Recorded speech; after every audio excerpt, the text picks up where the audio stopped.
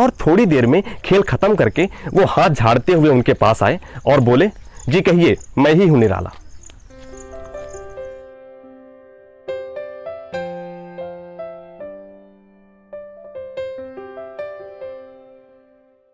जीवन में लक्ष्य का होना जरूरी है और उसे पाने के लिए हमें संघर्ष भी करना पड़ेगा, उसे पाने के लिए हमें जूझना भी पड़ेगा।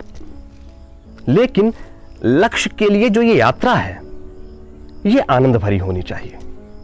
इसके एक एक पल को जी भर के जिया जाना चाहिए। इस विषय को लेकर के मुझे एक किस्सा याद आ रहा है। मुझे कभी किसी मेरे मित्र ने मुझे यह किस्सा सुनाया था और आज के इस विषय के लिए बड़ा प्रासंगिक है। और वो किस्सा है हमारे महाप्राण महाकवि सूर्यकांत त्रिपाठी निराला जी के जीवन की एक घटना पर। उनका जो पेन नेम है निराला, उनके जीवन को दर्शाता है। किस्सा कुछ ऐसा है कि एक बार महाकवि निराला अपने घर की सामने वाली गली में बच्चों के साथ खेल रहे थे। वो बच्चों के साथ बच्चे हो जाया करते थे और तभी उनसे कुछ लोग मिलने के लिए आए।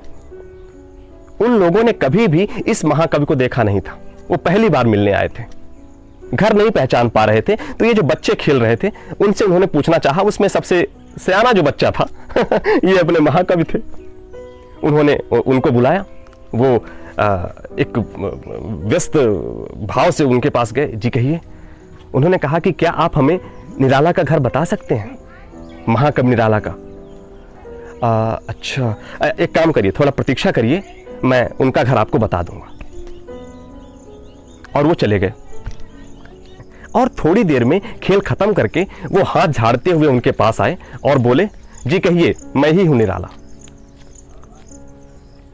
वो अचंभित रह गए और जब उन्होंने पूछा कि जब मैंने आपसे थोड़ी देर पहले पूछा था तब आपने क्यों नहीं बताया, तो निराला जी ने कहा, कैसे बताता, उस समय पे मैं महाकवि थोड़ी था, उस समय पे मैं बच्चा था, महाकवि अब हूं। एक क्षण को, हर एक क्षण को जीना कोई उस महाकवि से सीखे, उस महाप्राण से सीखे। अपने काम में कितना खोए हुए होते थे।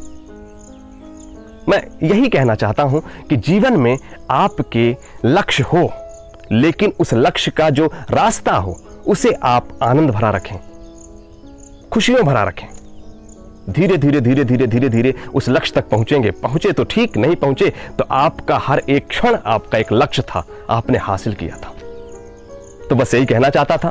खुश रहिए, ख्याल रखिए और निराला की तरह निराला रहिए। धन्यवाद।